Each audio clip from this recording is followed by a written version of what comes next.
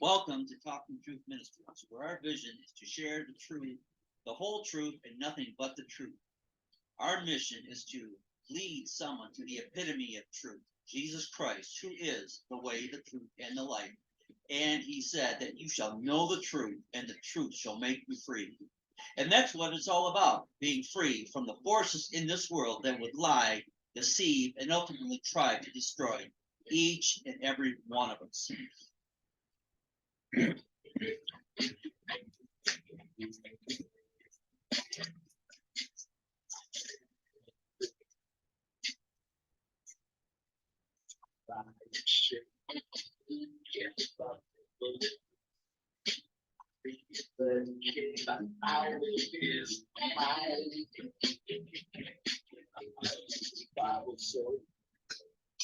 It's like a river taking me go. I'm in the looping of the world. Travel slow, surely it's out.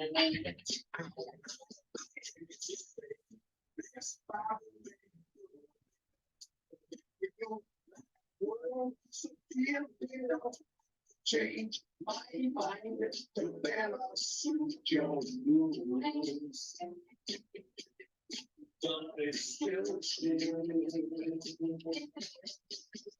It's just like no something wrong to you. Just like you got to find something. You know the truth, yes. Or else go get a Bible.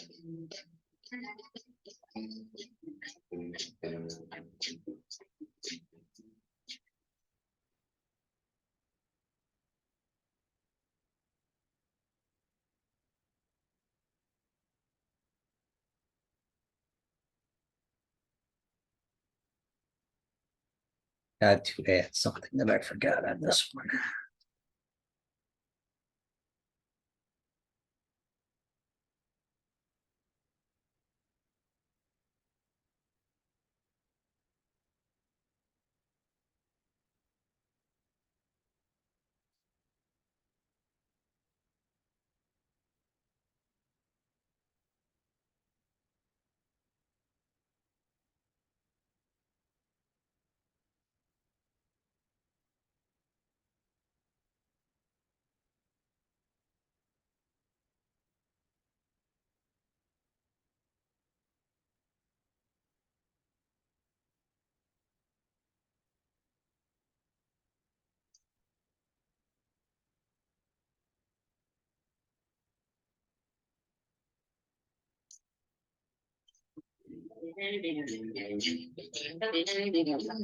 Tonight is prophecy night on Talking Truth Ministries, and this is the topic that should be on everyone's mind as we see what is taking place in our world today.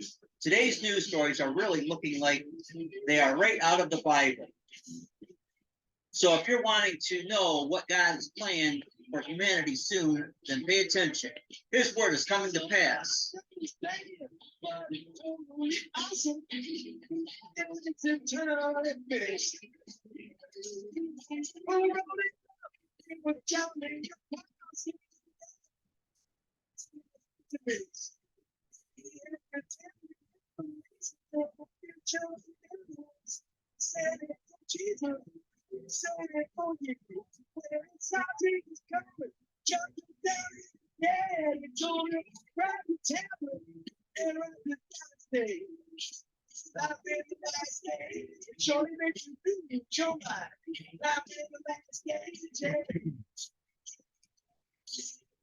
That's right. His word is coming to pass, and like the Apostle Paul said, it's time to wake up because the time is drawing short.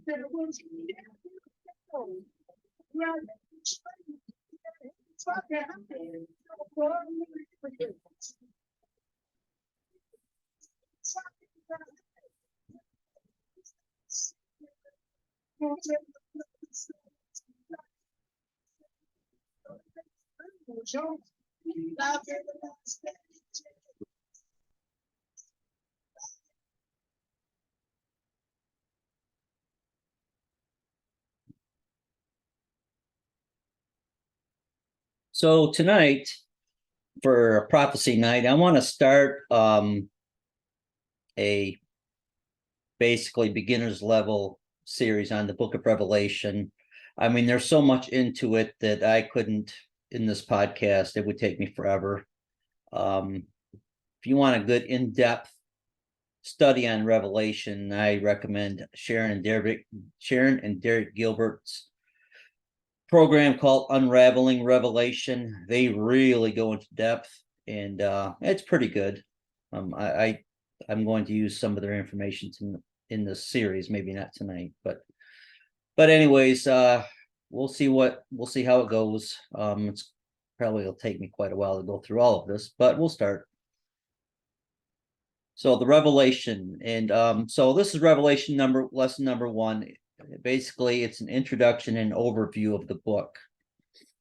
So it gives a general profile of the book, which is the document is revelation, not a mystery. It is the most misunderstood, misinterpreted, and neglected book of the Bible. A lot of people won't even look into it and won't even read it because it can be confusing. There's a lot of symbolism, and the symbolism is that the interpretations of the symbolism down through since it was written has even caused more confusion. The best way to understand the book is to interpret it with the Bible. The symbols and stuff, they are, for the most part, representative of stuff that's been mentioned elsewhere in the even in the New Testament. But a lot of Old Testament symbology is in the book of Revelation regarding the last days, and especially the tribulation period, or otherwise known as the day of the Lord. The word revelation in Greek is apocalypsis, from which we get apocalypse. The Greek verb is apokalypto, meaning unveil. So most people look at the word apocalypse thinking it means like doomsday or end of the world, or like the movie Apocalypse Now, because it was regarding the Vietnam War, or just many people have the idea that it means basically the end of the world. But actually, the Revelation, if you read the whole name of the book, is the Revelation of Jesus Christ. So basically, the book gives a description of the true character of who Jesus is. No book of the Bible unveils Jesus Christ in his grandiose splendor like the Revelation. The Gospels reveal him as a servant. The epistles teach his meaning and purpose, but the Revelation presents him as a triumphant king. Some prophecy was sealed until its time of fulfillment. In the book of Daniel, chapter 22, verse 10, it says, "And he said, Go thy way, Daniel, for the words are closed up and sealed till the time of the end." That's Daniel 12:9. "But this prophecy is to be revealed, and he saith unto me, Seal not the sayings of the prophecy of this book, for the time is at hand." Revelation 22:10. So Daniel was given, so Daniel and Revelation go hand in hand. Really, if you want to understand a lot of the symbology in Revelation, really, the majority of it is given to us in the book of Daniel. In fact, the book of Daniel is like considered the apocalypse of the Old Testament, especially regarding the end times. Daniel was told to seal up what he was shown, so he didn't get the chance to really understand. But now I believe that the unsealing is happening now as we see stuff occur in the world around us. Now, the Revelation is the capstone of the Bible. Many prophetic themes come together into a zenith of fulfillment. So a lot of stuff that's predicted in the Old Testament, like Ezekiel, Isaiah, in fact, Isaiah, Jeremiah, Daniel, Ezekiel, Zechariah, a lot of those prophecies of the end times, they all mesh together in the Revelation as they come to pass. The New Testament is not complete without it. Those who canonize the books of the Bible appropriately put it at the end. Genesis was the beginning of creation, and Revelation is the consummation of creation. Genesis is the beginning of sin and its curse, while Revelation brings about the end of sin and the curse. Genesis shows the dawn of Satan's activities, while Revelation shows the doom of Satan. Genesis shows us the tree of life was relinquished, and the Revelation shows the tree of life restored. Genesis, death enters the world. In Revelation, death is defeated. Genesis, sorrows begin. In Revelation, sorrows are banished. Some have said that Revelation, the book of Revelation, is almost like the book of Genesis backwards.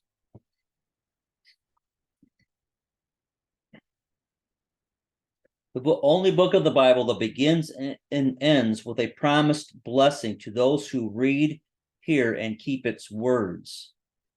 That's interesting. I'm going to read Revelation 1:3, and it says, "Blessed is he that readeth, and they that hear the words of this prophecy, and keep those things which are written therein, for the time is at hand."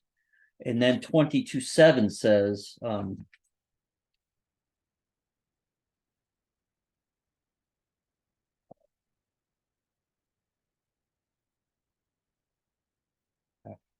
here's 22:7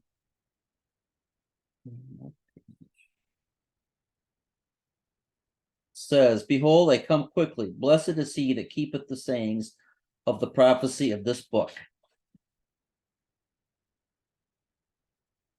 I'll take a blessing anytime I can get it.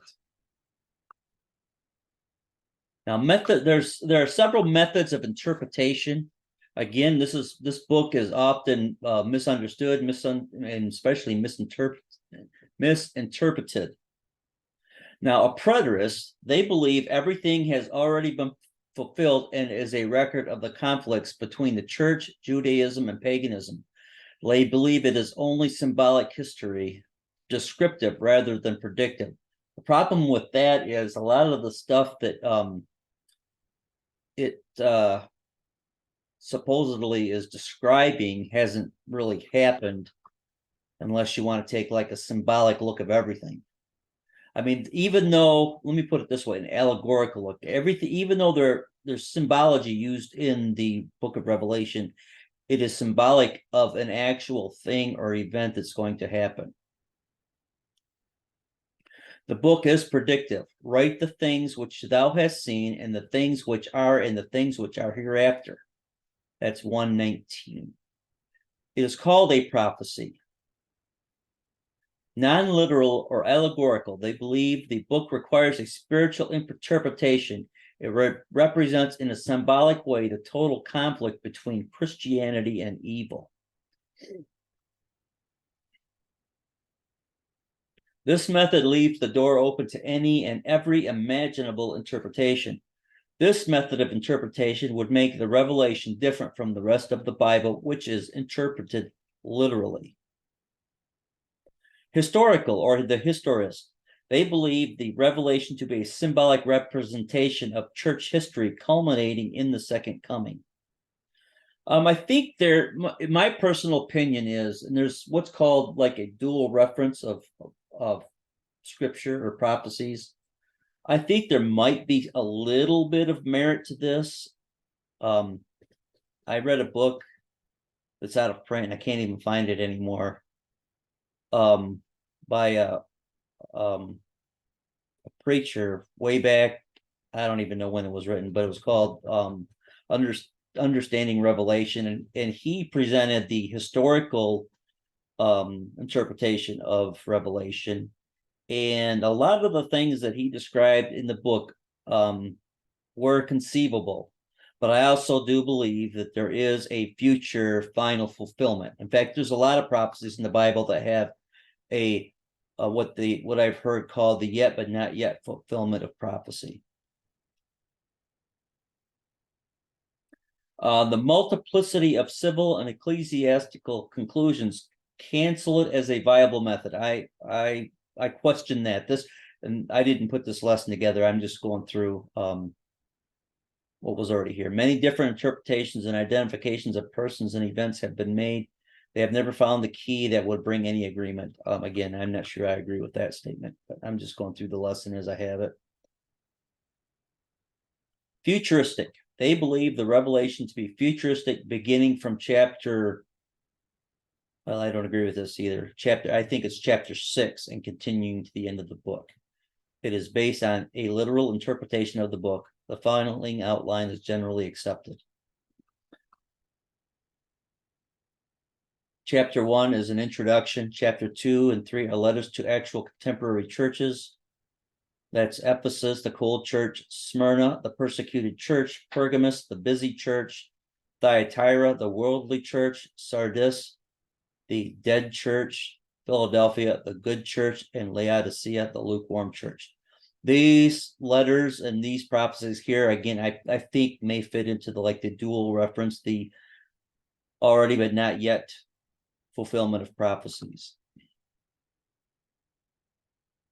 These churches are in Asia Minor. They were actual churches that existed at the time of John, but they also represent, when you read the letters, and we will get to those as we go through these lessons, they present some aspects of the church, of those churches, that can kind of also be applied to church history.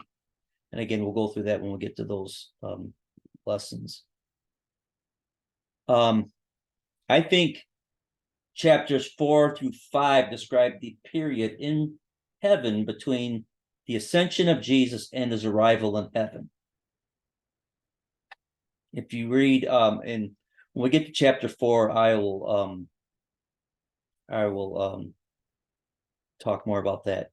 Chapter 6 describes the loosing of the 4 horsemen, which I believe are demonic entities, culminating in the rapture of the church and the wrath of the Lamb. Chapter 7 describes the 144,000 witnesses and the church in heaven after the rapture. Chapters 8 through 19 describe the Great Tribulation. And chapter 20 describes the millennial kingdom, and chapters 20 through 22 describe the new heaven and the new earth.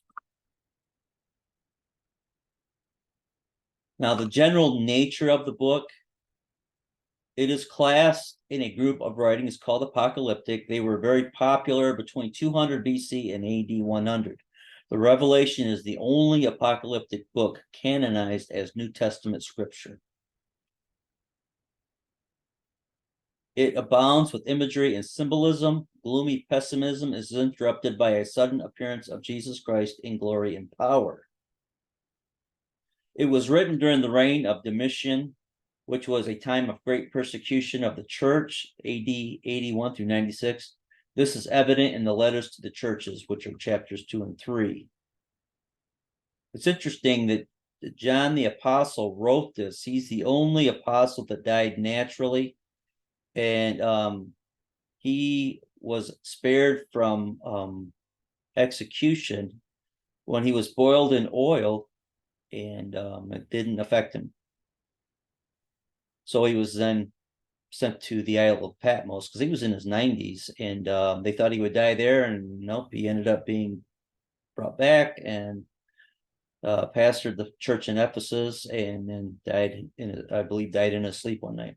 So anyways, back to the lesson. Numbers are very prominent in the Revelation. Some are repetitious and others very significant. There's 7 stars, 7 churches, 7 candlesticks, 7 spirits, 7 seals, trumpets, vials, and thunders. And other repeated numbers are 12, 24, 144,000, and 666. The Lamb is the theme of the book, mentioned 25 times, and of course the Lamb is Jesus Christ. The author was John the Divine, son of Zebedee, writer of St. John and the epistles of John. The Greek is very different from other New Testament books. Some think it may have been written in Aramaic. It begins on the prison camp island of Patmos when John was in the Spirit on the Lord's day. So some general conclusions are: there are many controversial factors in Revelation concerning the future events. Some things are certain. Jesus Christ will ultimately triumph over all his enemies, be glorified as the supreme being in the universe, and be crowned King of Kings and Lord of Lords. Satan will be utterly defeated and destroyed. The evil humanistic system of man will be destroyed. Evil will be punished and righteousness will be rewarded. And that concludes my lesson for tonight. And thanks for watching, and God bless and good night.